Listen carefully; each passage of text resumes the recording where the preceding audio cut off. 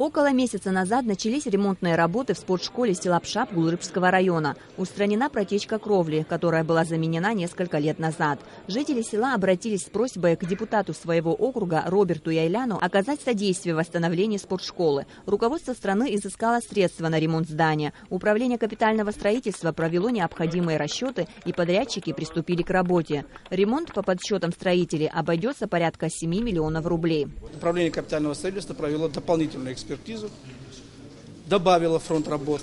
Кстати, мы внешний фасад не хотели делать, а сейчас это тоже включено в список работ.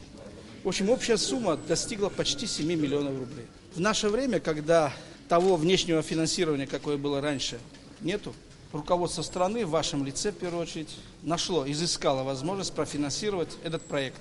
В селе Пшап проживает более 2500 человек. Подрастающая детвора занимается в спортивных секциях школ. Также ездит в Агудзерскую спортшколу. Старожилы села вспоминают, что сельская спортшкола богата спортивными традициями. Выпускниками являются борцы, занимавшие призовые места на соревнованиях. Президент выразил уверенность, что после восстановления школы тренеры воспитают не менее достойную плеяду абхазских спортсменов, и заверил, что государство будет оказывать помощь им в этом. Деньги не президента, деньги нашего народа. Если нашлись какие-то возможности, значит, мы будем делать. В любом случае, эти помещения, спортзалы, все те школы, которые есть, и те же дороги, о которых ты говорил, что просят люди.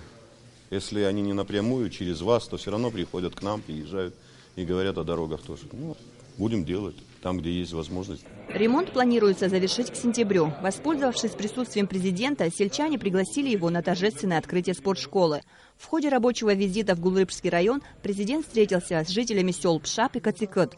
На встрече Рауль Хаджимба ответил на ряд актуальных вопросов, волнующих сельчан. Амра Амичба, Алексей Агухава, Абхазское телевидение.